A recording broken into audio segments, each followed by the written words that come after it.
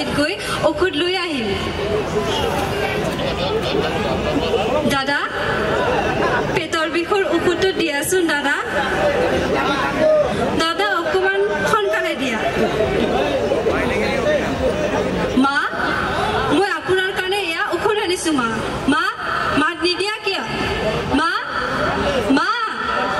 মা ও মা মাত দিয়া না মা মা মাত দিয়া না মা মা কি হৈছে আপোনাৰ মায়ে কি জানি চিৰদিনৰ বাবে গুচি গেল নেকি নাই নাই নাই এয়া কিন্তু হ'ব নোৱাৰে মায়ে কিন্তু মগৈৰি কলৈকো গুচি নাযায় মা ও মা মাত দিয়া না মা মা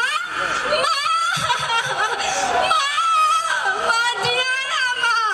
ও মা মগৈৰি কলৈকো গুচি নাযাবি মা মা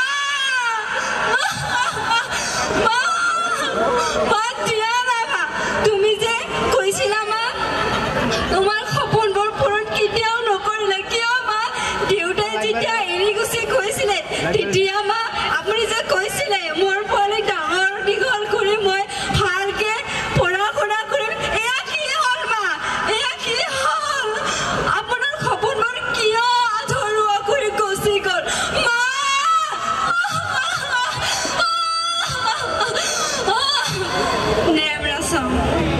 সুন্দৰ অভিনয় জয়শ্ৰী ধন্যবাদ